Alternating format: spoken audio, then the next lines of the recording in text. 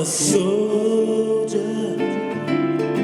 in this old army. I love my country, but I love my family too. In this war called life, sometimes I feel like giving up the fight, but there's a higher calling that makes me change my mind. So if I die in the army of the Lord, let me die. So if I die in the army of the Lord, let me die. It gets tough sometimes. It makes me feel like throwing in the towel. Too many sleepless nights, big tears rolling down my eyes. In the midnight hour, tossing and turning, but I'm not worried. I'll be going home. Be with my Jesus. So if I die in the army of the Lord, let me die. So if I die in the army of the Lord, let me die. No more tears rolling down my eyes. I'll be going home to be with my Jesus. I'll be going home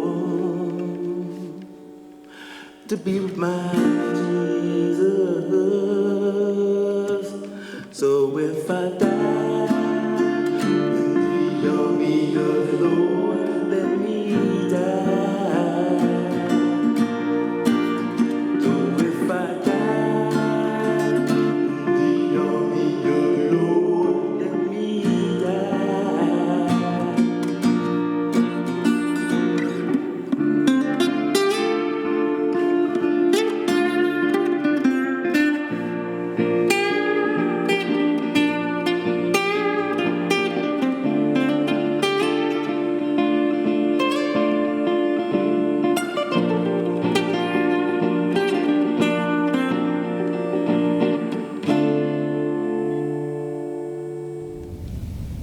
Hey, what's up, everyone? It's your favorite media goddess here, Miss Mimi Money.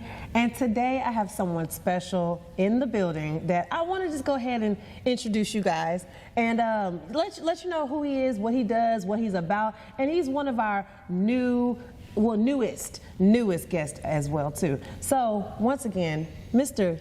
TB, how are you doing today? How you doing, Miss Mimi? I'm doing well. TB and Mimi, that's what we do. TB and Mimi. That's what's up. That's what's up. Well, I want to thank you so much for coming in and contacting me. First of all, I feel honored. You know, some people don't get that pleasure. Hey, Mimi, come on, I need you to do my interview. So I appreciate that as well too. Well, let me say first of all, thank you. Yes, sir. I appreciate that. Yes, sir. Yes, sir. No problem. ma'am. No problem. So let's jump right into it. All right. So TB. Let's talk about that name, because sometimes people just have their name and their brand, and it's a history behind it. So let's talk about your name. Where does that come from? Well, I did some time in the Army. Okay. And in the Army, you know, initials are a big thing. First initial, first name, last name. Sometimes just your last name, then your first initial. Or they'll just call you by your last name and that's it. Right. And so I just came up with TB because my name is Twain. That's my real name. That's Twain nice to know. Brown. But my first name is a little complicated for people. You know, a lot of people mess up the spelling. Sometimes I get Taiwan, you know, I get all kinds of stuff. So I just said, well, let's just make it TB. That makes sense. But what I did was I just came up with the TEA in front of it, just to make it interesting, you know. Correct. So, okay, so that's what it comes from. Because I'm not gonna lie, I was wondering, I was like, TEA, okay. Maybe there's some history behind it. It was TEA, and I was like, well, maybe he likes tea. Maybe he likes a nice little beverage, you know, here and there, whatever the case is. And so that's what, I mean, that was just for my history. I mean, my questioning as well too. So as far as you being a musician and everything, where does the history come from behind that? When did you start? How did you get into your type of music as well? Well, it started out when I was about this tall. I was in elementary school, and it was a natural thing. I just loved the music. My mom took me shopping one time on a shopping outing, and there was this toy guitar that was there. And so she told me I like tore the place up. You know, I want that guitar, I want that guitar. And so I just pitched the fit, and so she bought me the little guitar. And so I've been with it the whole time. You know, it started out with a toy guitar. And you got a real guitar now. You got a real. And I'm glad that my mom supported me. You know, they really did support me. So I started out,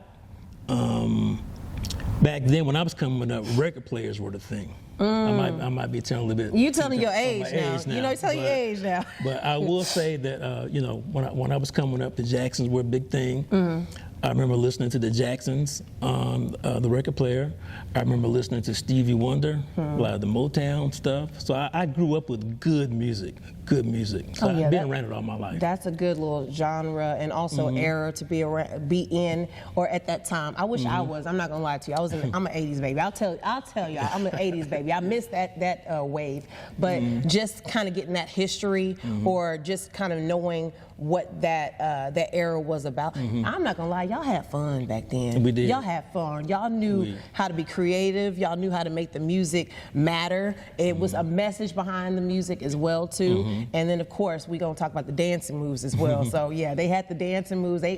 James Brown got down. Honey. That's right. James Brown got down. Michael did too. Yes, he did. But yeah, so.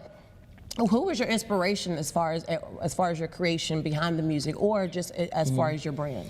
Well, like I said, the whole Motown thing I grew up with, been around just good music my whole life. When I got in high school, all my friends were musicians, so everybody that I hung out with was musicians. And sometimes we'd all just get together, like at my mom's house. She was cool enough to just move all the furniture out the way and let all my friends come in. See, I told y'all was fun back then. It was fun. We got the studio, you know, we do stuff like that at the studio. They don't move furniture out the way anymore. They don't do all that and dance and perform in the living room. They just tell you go to the studio. My mom did, so we set up the drum sets, the guitars and everything. So when I got in high school, Prince was kind of the big thing. The whole Minneapolis sound was kind of the big thing. Right. So Prince was like my guy. He's like the guy that I looked up to. That makes sense, because you play instruments, and Prince, if I'm not mistaken, Prince played, don't let me say the number, because it's more than 15, I know that was for about 30. Okay, double that. Yeah. So that was your inspiration as well too. Did you ever get on stage and shimmy, shimmy, shake? I have done some Purple Rain tributes, trust me. Yeah. So as far as your reflection on just from then to now, I know it's been a different level as far as your creativity, but as of right now, what is that? What does that look like for you? What as far as I'll just say your creativity. What does that look like for you? Very interesting. Good question. Pretty much my whole musical career has been as a musician, which means that my job has always been to make other people shine, whether that's the artist, you know, or the band that I'm in, and that's always been my mission, is to make the band sound good, you know. However, now that I'm into this artistry thing, I have a lot of songs that I've written over the years, and I've been in this game for a long time, and so now I'm transitioning from musician to songwriter, artist, you know, and that's I guess, stumbled into it. That wasn't really always my mission. My thing was I always wanted to be a music producer. Right. You know, I grew up idolizing Jimmy Jam, Terry Lewis, Babyface in L.A. I don't know if that's a little bit before your time, but those. A little bit. I was. What you say? I was this high. Right. I was this high when I knew about him. So that was my whole thing. I spent a lot of time, you know, just writing songs in the bedroom. You know, producing, cultivating my craft, and so what happened was at some point in my life, which was a little unusually late compared to some people, I joined the Army. As a Army musician. And so the Army actually paid me to play guitar.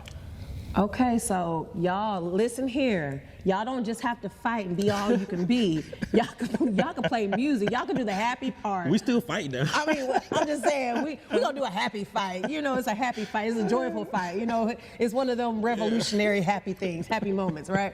So therefore, y'all listening, if you are still in high school, or maybe you are still young and you want to go to the Army, there is a way that you can have fun. And actually use your skills, your gifts, your talents, and not just fight. And you get benefits. And you get benefits on top of that. Thank you, Uncle Sam. Yeah. But anyway. and so now what has happened is everybody gets to listen to all of the songs that I've had on the shelf for a long time or just, you know, cultivated. So I'm ready to just start on my release schedule.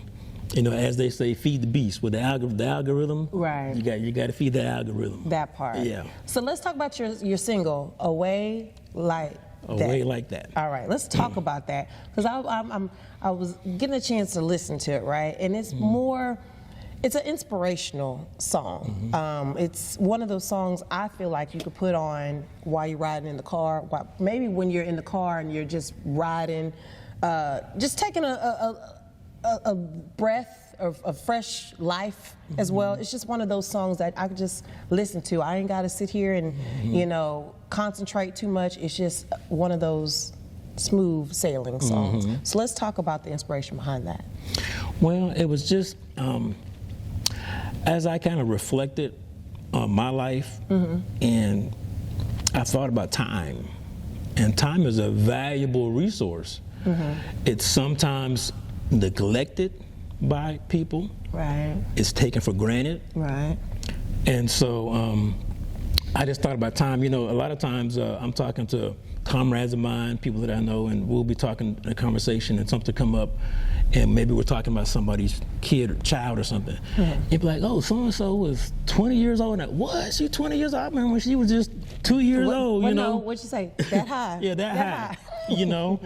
And so, yeah, and I just thought about how time is just, you know, it's always with us, you know, and, but we're always in conflict with it, you know. Right. Some people say we're like Einstein. Sometimes they say we're in the past, the present, and the future all at the same time. Correct.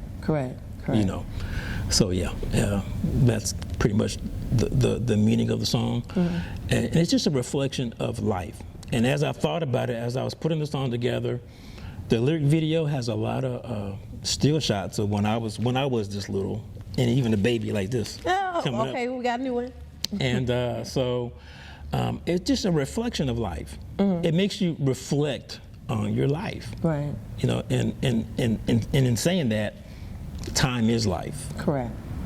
Time is life. So I noticed some things that were that's a little different about your artistry compared to other artists, and it's no shade or anything of that nature. But what a lot of your music kind of pulls out is life experiences and just things that people are questioning as far as what their journey is or what their purpose is in life. Like, we don't have a lot of music or a lot of artists at this time that is just bringing out the realization of what life experiences and what it may hold as well too. So as far as your creative piece, I personally want to tell you, thank you for bringing that out. Thank you for being obedient as far as your craft, your gift, your skills, your talent, because we do need that more than ever. It used to be a point in a time where we were talking about Michael Jackson, so I'll bring him up as well. It used to be a point in time where a lot of the artists that we had back then brought that out. It made you think about it, you know, the humanitarian side of it, the community side of it as well too. So I just really want to tell you, thank you for being obedient as far as your creation. Thank you, Mimi. I appreciate that. You're welcome. You're welcome. Okay, so moving forward, I wanted to ask you. You have another song that's out as well too. When I die. If I die. If I die. If I die. So let's talk about that one, because that one tugs on my heart. You know. Let's speak on that one. What was your creative process when you were sitting down in the room, in the studio, wherever you were at? What was your creative process behind that one? Well, I'll say this. Back in 2016, I got diagnosed with prostate cancer. And so the doctor told me, if you don't have surgery, if you don't treat this, you probably got 2 or 3 years and something bad's gonna happen. Wow. So, you know, that was devastating for me, real devastating. So a lot of these songs that's on my upcoming EP, I wrote during the pandemic. So I had a lot of time to reflect. I had a lot of reflection time. That makes sense. And that's kind of why these songs are kind of in reflection mode. So that makes sense. I had a lot of reflection time. I had a lot of time to think about my life. And during that time, Mimi, a lot hit me at once. I was in a bad car accident. I got hit by an 18-wheeler. I got smashed. You know, all the witnesses said, "We knew you were gone. We just knew you were gone." Oh my goodness. Plus, I had the cancer thing going on. So back in 2009, I'm going a little further back now, I got hit with that recession, the 2009 recession. Yeah. I was one of the people that got hit really hard with that. I lost my job. I was on a contract with the federal government, and the contract ran out, a lot of downsizing. So I know what it's like to be, you know, in need and an older person, and you got to rely on people. You're going to family members, you know, to get help, and you're relying on people. And so that brought my faith up much stronger. So that's why I have a lot of, there's a spiritual side. You know, there's I'll say it, there's some spiritual elements, you know, in the music. Of course. And so, yeah, so that's what happened on that, If I Die, and what pretty much, it's me coming to terms or coming at peace with the fact that I could die, you know. Right. And so that song is addressing that. But at the same time, it's showing my faith. You know, it's not all doom and gloom. There's hope. You know, there's faith there too. So that's kind of like what that song is about. Gotcha. Also, when I went into the Army, which was a big part of my life, you know, soldiers have a lot of reputation as being tough guys, you know, you know, heroes and first responders as well, you know, too. Going through a lot of stuff, you know, going through the grit and the grime and all that, and that's very true. However, after I had joined the service, I was like, wow, you know what? This is tough stuff, but I just got out of some tough stuff, you know. So that's why I'm calling the EP "A Soldier Before a Soldier," because I was a soldier before I was a soldier. That part. If that makes sense. Oh, absolutely, absolutely. You know. And the message behind your journey, I feel like, has influenced others in so many different departments, not just physical, not just mental, but also, like you said, spiritual. Let me ask you this: if there's one that, you know, that didn't know your history or your testimony or your story, what would you tell them about yourself and behind your music and part of your music? As far as I'm concerned, I know about long suffering. Long suffering is not for everybody. Everybody don't really, people don't like long suffering. When you start talking about long suffering. When you say long anything, that's one thing. And then suffering, it's something else. And putting it together, that's we ain't gonna do that. Yeah, but yes, go ahead, I'm sorry. So you have to have faith, you have to have hard work, patience, and you will come out. But one of my mentors when I was in the corporate world, and she was a woman, black woman. She taught me everything I know about business. And she was the vice president of the company. I reported to her. And one of the things that she always taught me, and I always remembered it, she said, Mr. Brown, she said, you climb a mountain one rock at a time. You know, so no matter what was going on, and I had a whole lot coming at me, she would keep me focused. You know, you climb this mountain rather, one rock at a time. And it reminds me of something else that they used to say, Rome wasn't built in a day. So yeah, that's right. Yeah, you got to take things one step at a time. And like you said, it might be some challenges or some long suffering, but at the end of the day, it's always I call it a beautiful rainbow. I call it that. Y'all can say what y'all want to say. I just like beautiful stuff. But it's what they say. I'm a PK kid, a preacher's kid. So they used to say, I'm so glad trouble don't last always. So I thought you were gonna say you bad. That's the other side that they want y'all to believe. That's the other side. That's that conspiracy. They want y'all to believe we bad kids. No, okay. I'm about to tell about the PK kids. So we be in church. We're in church a lot, and church is kind of forced down our throats to some, not all, but to some. So we want to see what's out there on the other side. And when we get out there on the other side, we realize that's not where God has us. That's not where God wants us to be. That's not where our calling is. So yeah, we dip and dab or whatever, but we always circle back around. We always come back to our roots. We always come back to what we know. So yeah, that's just a little bit about me a little bit. But yes, so I'm a PK kid, so they used to say, I'm so glad trouble don't last always. Yes, indeed. Okay, so last and final question. When people hear your music, what is the takeaway from that? What do you want people to feel when they hear your music?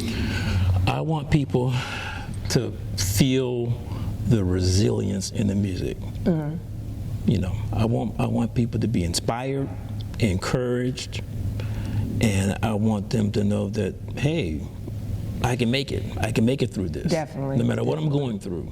Definitely. Whether that's a health challenge, whether that's don't have a job or whatever, going through a bad relationship, whatever.